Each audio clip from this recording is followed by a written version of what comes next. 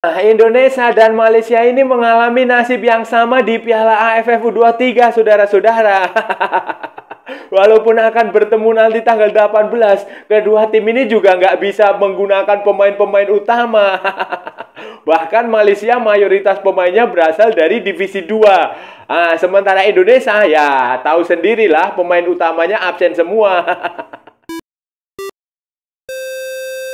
Halo saudara-saudara, jumpa lagi dengan komentator gadungan di sini. Dengan komentator yang gadungan. Seperti biasa, saudara-saudara, seperti biasa. Kalau kita sudah bertemu, pasti akan ada yang kita bicarakan tentang sepak bola di seputaran Asia Tenggara, di negara-negara tetangga, di negara-negara serumpun, di Indonesia, Malaysia, Thailand, Vietnam, Kamboja, Laos, Myanmar, Filipina, Brunei Darussalam, Timor Leste, Singapura. Pokoknya semua akan kita bicarakan, baik yang bermanfaat maupun yang tidak bermanfaat, baik yang berguna maupun yang tidak berguna, baik yang terkini maupun yang sudah basi. Pokoknya bebas saudara-saudara, bebas, bebas, bebas. Yang penting sopan.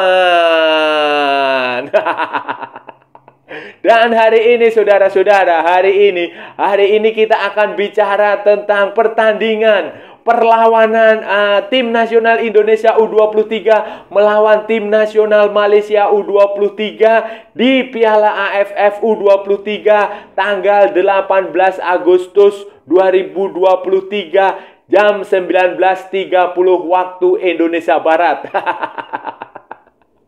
Aduh, ya ini nih.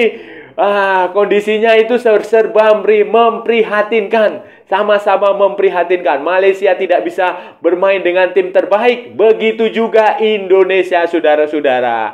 Tapi tidak masalah, tidak masalah. Anggap saja ini sebagai pertandingan uji coba. Sebagai pertandingan persahabatan. Sebagai pertandingan pemanasan sebelum kualifikasi Piala Asia U23 bulan depan.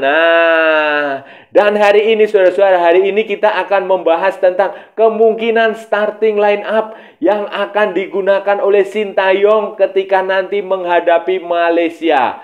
Nah, ini akan seperti apa saudara-saudara? Ini akan kita bahas, akan kita ulas, akan kita analisis di edisi kali ini saudara-saudara. Begini saudara-saudara, begini. Setelah melalui perdebatan, perseteruan antara Ketua Badan Tim Nasional Indonesia Kombes Pol Sumarji dengan Bernardo Tavares dan Thomas Doll, akhirnya Sintayong mengambil sikap yang bijaksana. Bijaksana ya, ini karena dia di sana berarti bijaksana. Kalau di sini bijak sini.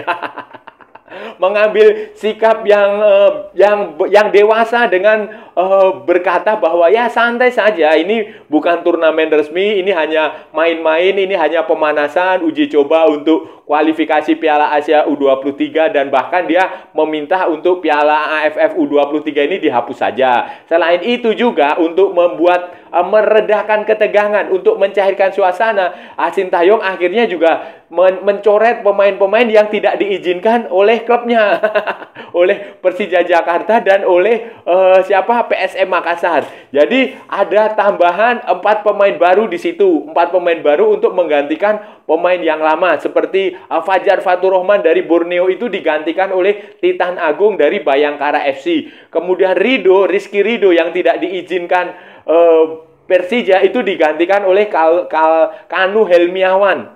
Kanu Helmiawan. Kemudian Zaki Ashraf yang tidak diizinkan oleh PSM digantikan oleh Haikal Al-Hafiz. Nah, sementara Adi Satrio itu kipernya PSIS Semarang itu dia sakit.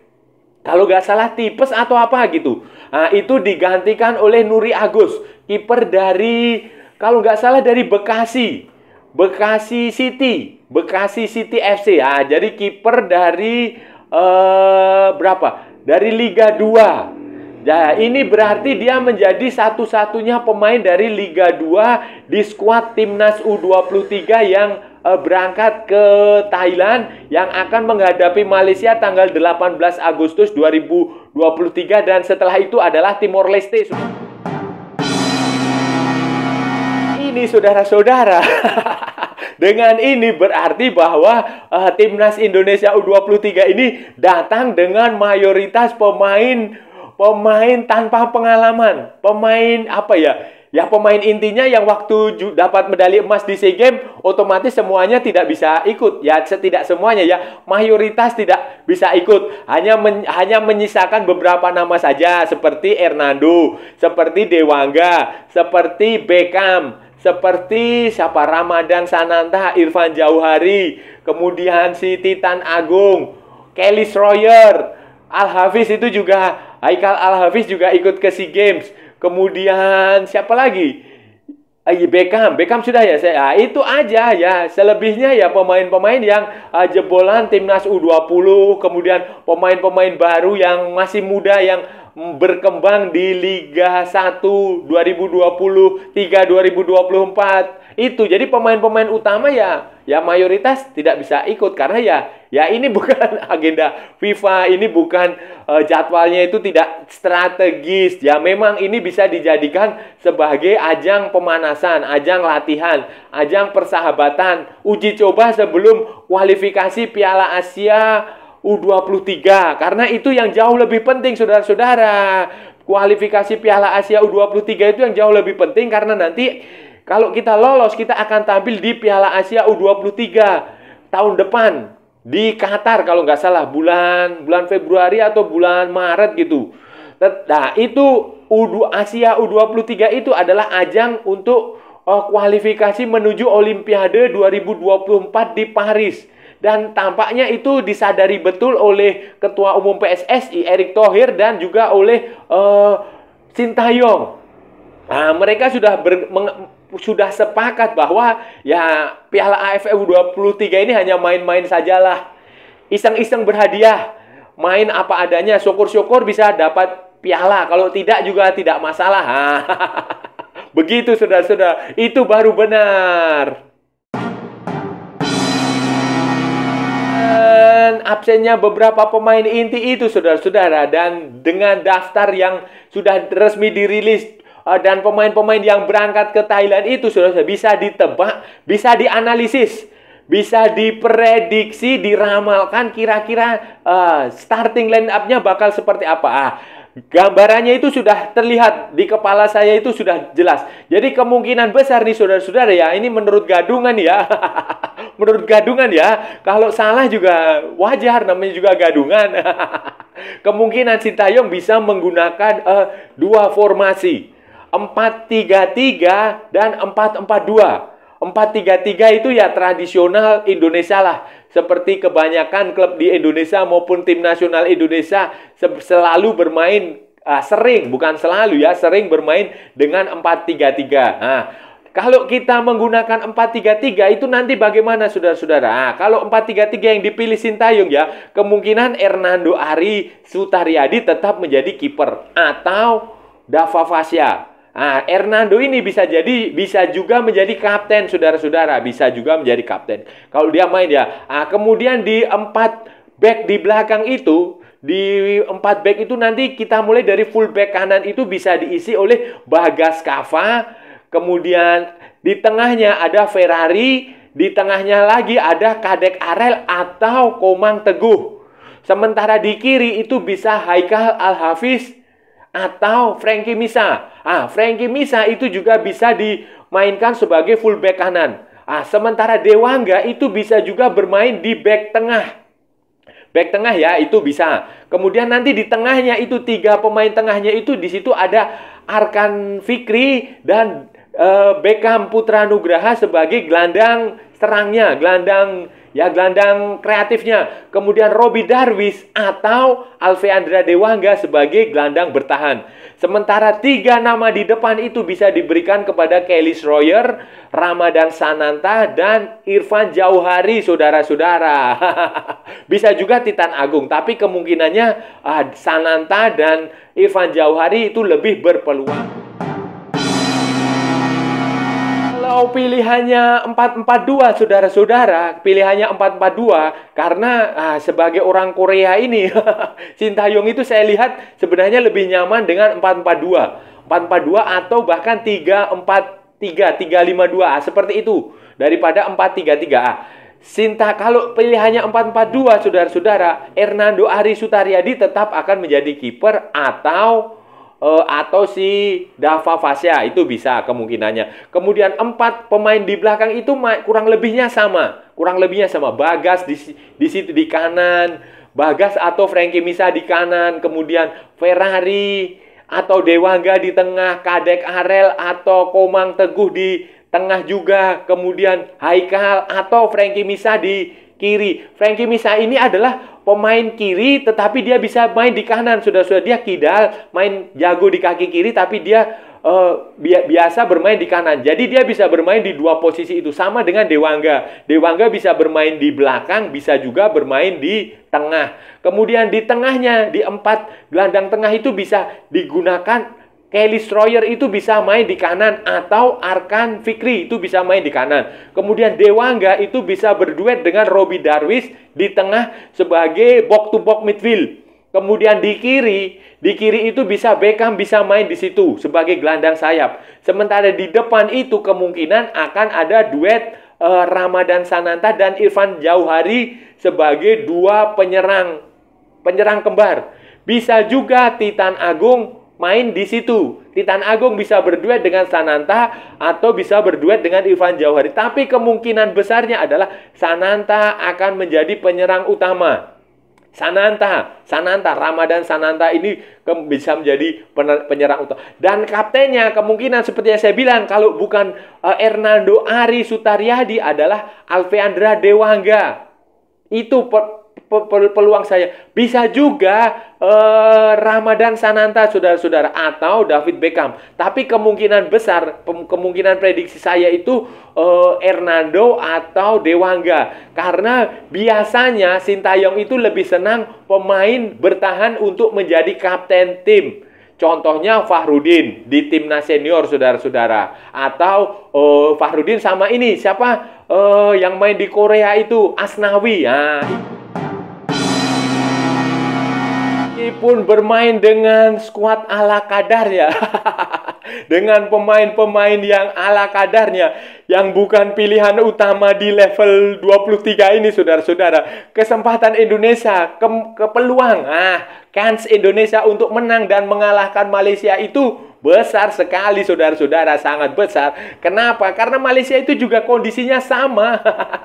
Sama-sama saja, saudara-saudara. Mayoritas pemain mereka itu bukan main di Liga Super Malaysia. Mayoritas pemain mereka itu bukan, kalaupun mereka di klub yang Liga Super, klub besar di Malaysia itu, mereka juga mainnya di tim cadangannya. Misalnya kayak di JDT 2, kayak di Selangor 2, kayak begitu, di tim pelapisnya, tim cadangannya yang main di divisi 2, di level kedua, di Premier League atau apa gitu. Pokoknya di level kedua, bukan di level utama. Dan pemain-pemain itu juga bukan kemampuannya biasa-biasa aja. Itu mayoritasnya adalah pemain yang tampil di SEA Games 2023. Itu mayoritasnya di situ. Dan ketika SEA Games itu kan kita lihat sendiri, Malaysia dikalahkan Vietnam dan dikalahkan Thailand. Mereka hanya menang lawan Laos dan Singapura yang punya kemampuan tidak bagus. Maksudnya persiapannya tidak maksimal. Itu, dan jangan lupa, saudara, apa yang dialami oleh Ella Farasan ini hampir sama dengan, bukan hampir sama lagi, sama persis. Mungkin copy paste, mungkin deja vu, mungkin sama seperti Shin Tae-yong, saudara-saudara. Jadi mereka itu memulai pemusatan latihan itu kalau nggak salah tuh hari Senin atau hari Minggu. Itu yang datang itu juga sama. Itu hanya baru di hari pertama latihan itu hanya beberapa pemain. Tidak sampai 50% pemain datang. Kemudian hari kedua baru bertambah, hari ketiga bertambah.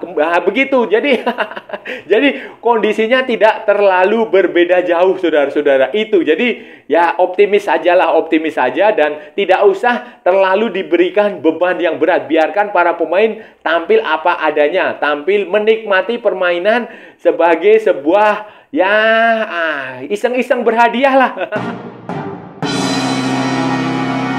Tapi saudara-saudara, masalah ini tuh bukan hanya jadi masalahnya Malaysia dan Indonesia saja, saudara-saudara. Semua tim yang tampil di Piala AFF U23 ini juga punya problem yang sama, punya masalah yang sama. Bahkan sekelas Timor Leste, yang kita tahu sepak bolanya juga masih di bawah, itu juga sama. Pusing mereka. Pemain seperti Galih Freitas itu sudah pasti tidak akan bisa tampil, karena ya tidak mendapatkan izin kan, PSIS tidak memberikan izin, dan Timor Leste juga tampaknya juga tidak terlalu bersemangat untuk tampil di sini. Itu Timor Leste ya yang akan menjadi lawan Indonesia. Kemudian tim lain seperti Thailand, tuan rumah Thailand itu juga sama saja, saudara-saudara, sama saja. Kalau saudara-saudara lihat, Isara Sri Tahano itu pusing karena dia melobi klubnya nggak ada yang mau ngelepas. Dia bicara dengan pelatih setiap klub di Thai League One itu juga mayoritas tidak mau melepas, karena Thai League One itu baru mulai pekan lalu. Baru kick off itu tanggal 11 Agustus 2023. Sementara Piala AFF U23 main tanggal 17. Jadi sama pusingnya, akibatnya Isara Sri Tahano ini, Thailand ini memanggil pemain-pemain yang di Thai League One itu, di klubnya itu jadi cadangan, nggak pernah main. Kalaupun pemain utama, itu pemain yang dipanggil itu dari Thai League 2, pemain-pemain dari Liga 2, Liga 2-nya Thailand, dan mayoritas adalah pemain-pemain baru yang waktu SEA Games tidak ikut. Waktu SEA Games tidak ikut. Kita sebut saja misalnya Sukan Bonta, susah namanya saudara. Songchai Tongcham, kemudian ada Siriwat Ingkaev, Tirawut Sruangson. Susah saudara-saudara. Pokoknya itulah kayak Cukit Wan Prapau, Neliton Kukwetswon. Itu saudara-saudara. Itu ya, banyak pemain-pemain baru yang mereka panggil yang belum punya pengalaman untuk tampil di Piala AFF U23 kali ini, saudara. Di Thailand. Bagaimana dengan Vietnam? Yang biasanya sesumbar mau menghabisi semua lawan, mau menyapu bersih semua piala di Asia Tenggara. Sama saja, saudara-saudara. Vietnam sama saja. Bahkan mereka menyiapkan dua tim yang berbeda. Tim pertama yang akan tampil di AFF U23 ini asuhan Wang An Huan. Itu backbone-nya mayoritas adalah pemain dari Vietnam U20. Timnas Vietnam U20 yang waktu itu tampil di Piala Asia U20 yang waktu itu bareng Indonesia itu, yang tampil bareng Indonesia itu mayoritas dari situ. Wang Ah Tuan itu tampil di SEA Games, di Piala AFF U23. Itu pemain-pemain seperti Nguyen Minh Duong, Panding Duai, Fu Min Hiu. Susah juga namanya. Kemudian Nguyen Pi Huang, Tran Ngon Son, Din Huang Tin. Itu pemain-pemain seperti itu. Kemudian tim keduanya itu langsung dilatih oleh Philippe Troussier. Pemain-pemain ini adalah pemain-pemain yang akan tampil di kualifikasi Piala Asia U23 bulan depan. Itu seperti Tran Nguyen Tin, kemudian Pho Min Trong, kemudian Ho Van Chuong, Nguyen Dun Duc An, kemudian Ling Kok Nat Am, Nguyen Van Tun, Nguyen Tai Son, Nguyen Duc Pu. Kayak begitulah. Pemain itu saya juga nggak tahu ini pemainnya siapa. Tapi itu Vietnam itu menggunakan dua tim untuk dua ajang berbeda. Ini membuktikan bahwa ya memang Piala AFF U23 itu sudah nggak relevan lah, sudah nggak penting lagi. Karena apa? Karena seperti yang dikatakan Sintayong sudah ya. Pemain usia 23, 22, 21 itu mayoritas itu sudah bermain di liga. Dan banyak juga yang sudah bermain di timnas senior di pertandingan resmi FIFA. Jadi buat apa digelar lagi? Beda cerita dengan timnas U20, U19, U17, U16. Itu yang jauh lebih penting untuk memberikan jam terbang kepada pemain, untuk memberikan pengalaman. Bukan ke timnas U23, saudara-saudara. Saudara-saudara, itu tadi pembahasan kita hari ini, saudara-saudara. Kita sudah bicara panjang lebar tentang Piala AFF U23 2023 yang sebaiknya dihapuskan saja. Karena merepotkan, saudara-saudara, menyulitkan, bikin masalah, bikin konflik antara klub dan negara. Nah, tadi kita sudah bicara kemungkinan-kemungkinan apa yang akan terjadi dengan skuad Garuda Muda yang mayoritas adalah pemain muda, pemain intinya tidak bisa ikut pergi ke Thailand karena tidak mendapatkan izin dari klub. Tadi kita juga sudah membahas kekuatan Malaysia seperti apa. Tadi kita juga sudah membicara tentang kemungkinan-kemungkinan seperti apa yang akan terjadi di pertandingan nanti, saudara-saudara. Dan saya rasa sudah cukup ya, saudara-saudara. Saya sudah bicara panjang lebar, sudah mulut saya sampai berbusa-busa, semua sudah saya bahas dari A sampai Z. Dan kalau ada salah-salah ya mohon maaf, saudara-saudara. Namanya juga gadungan. Wajar kalau gadungan itu salah, saudara-saudara. Tetapi kalau benar berarti sebuah kebenaran, saudara-saudara. Kalau saudara-saudara merasa channel ini bermanfaat, berguna, menghibur, menginspirasi, membuat Anda tertawa, silahkan like, share, and subscribe. Tapi kalau tidak, saudara-saudara, abaikan saja. Di skip. Jangan ditonton. Tetapi jangan juga di-report. Kasihan saya, saudara-saudara.